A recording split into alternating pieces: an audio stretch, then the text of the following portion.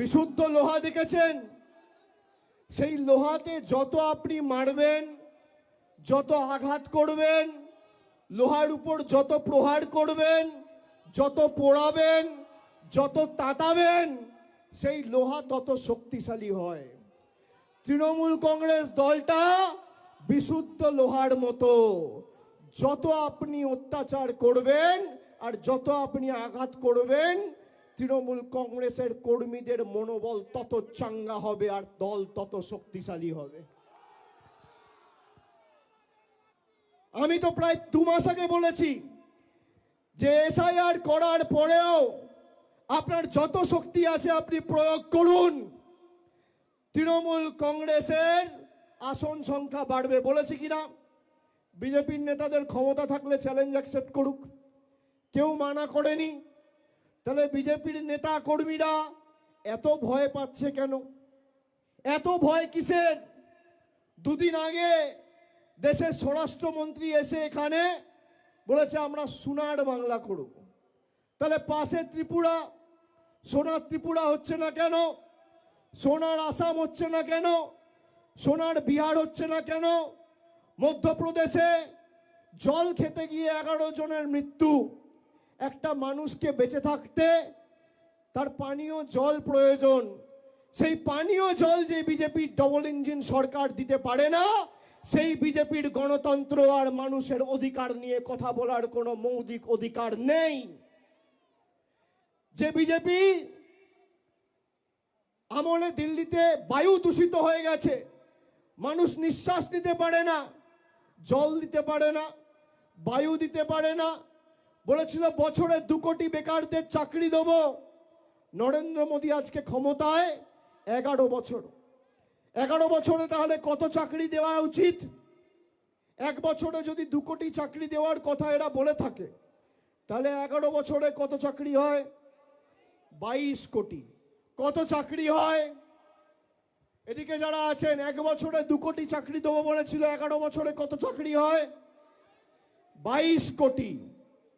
ভারতবর্ষে কটা বিধানসভা আছে? যেমন বাংলায় 294টা বিধানসভা রয়েছে, ভারতবর্ষ জুড়ে 4123টা বিধানসভা আছে। এই 4123টা বিধানসভার মধ্যে আমি বাংলার কথা ছেড়ে দিলাম, যদি গুজরাট বা উত্তরপ্রদেশের একটা বিধানসভায় নরেন্দ্র মোদী সরকার দেখাতে পারে 22 কোটি চাকরি আর 4123টা বিধানসভা, আপনি যদি ভাগ করেন তাহলে প্রত্যেক বিধানসভায় 53,000 চাকরি দেওয়ার কথা। নরেন্দ্র মোদী সরকার যদি প্রমাণ করে একটা বিধানসভায় 50,000 ছেড়ে দিলাম, 5,000 চাকরি দিয়েছে, আমি রাজনীতির আঙিনায় পা রাখবো না, আজ থেকে রাজনীতি ছেড়ে দেবো, এত বড় কথা বলে দিয়ে গেলাম। দেখাতে পারবেন? মিথ্যে কথা, মিথ্যে প্রতিশ্রুতি, মিথ্যে জুমলা, আমাদের অপমানিত করা, আমাদের কৃষ্টি সংস্কৃতিকে বাংলাদেশি বলে দাগিয়ে দেওয়া, এরপর বিজেপির কাছে আমাদের গণতন্ত্রের উবাচ নিতে হবে।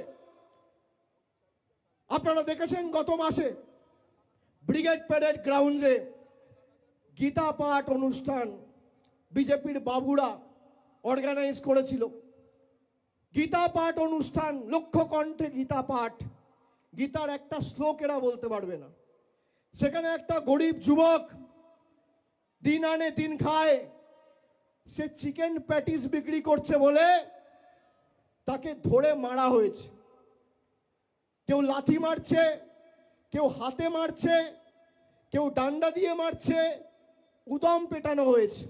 কোথায় পেটানো হয়েছে? গীতা পাঠ অনুষ্ঠানে।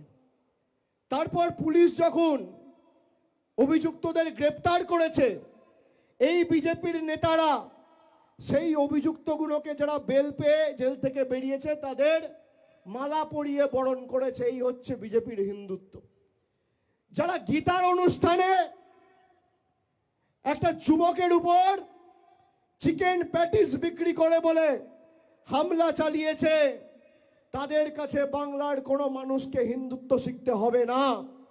তার কারণ আপনি যদি সত্যি গীতা পড়ে থাকেন, গীতার 5ম অধ্যায় 18 নম্বর শ্লোক শ্রীকৃষ্ণ স্বয়ং বলছে विद्या विनय संपन्ने ब्राह्मणे गवि हस्तिनी सुनिचैव स्वपाके चा पंडितः समदर्शिनः। তার মানে একটা কুকুরের মধ্যেও আমি ভগবান শ্রীকৃষ্ণ বিরাজমান, একটা গরুর মধ্যেও আমি বিরাজমান, একটা পিঁপড়ের মধ্যেও আমি বিরাজমান, আর মানুষের মধ্যেও আমি বিরাজমান। সে গীতা পাঠের অনুষ্ঠানে একজন যুবককে চিকেন প্যাটিস বিক্রি করে বলে মারছে, এর জবাব বাংলা দেবে না? কে কি খাবে, কে কি পড়বে, কে কি বিক্রি করবে, কে চিকেন রোল খাবে, কে ফিশ পকোড়া খাবে, কে চাউমিন খাবে, কে ভেজ প্যাটিস খাবে, কে ডিমের ঝোল খাবে, কে কাতলা মাছ খাবে, দিল্লির বাবারা ঠিক করবে, দিল্লির নেতারা ঠিক করবে। আমরা কি পড়বো, আমরা কোথায় খাবো, আমরা কি কোথায় থাকবো, কি রঙের জামা পরবো, কাকে ভালোবাসবো, কাকে বিয়ে করব, আমার ফ্রিজে কি থাকবে, পাতে কি থাকবে, পরনে কি থাকবে, বিজেপির দালালরা ঠিক করবে। যতদিন মমতা বন্দ্যোপাধ্যায় তৃণমূল কংগ্রেস আছে, বাংলার মানুষের দিকে যদি চোখ উঁচু করে তাকিয়েছো, চোখ তুলে তাকিয়েছো, গণতান্ত্রিক ভাবে যেভাবে মানুষ জবাব দিয়েছে 24 আর 21 ভোটে, 26ও ব্যতিক্রম হবে না। আমি দক্ষিণ 24 পরগনার মায়েদের, ভাইদের, দাদাদের, সমবয়সীদের বলবো, আমি কাল থেকে জেলার বিভিন্ন প্রান্তে যাব। খালি এই জেলার দায়িত্বটা আপনারা নিজের কাঁধে নিন, বাকি বাংলা আমরা সামলে নেবো যারা তৃণমূল কংগ্রেসের সৈনিকরা আছি। আপনারা নেবেন।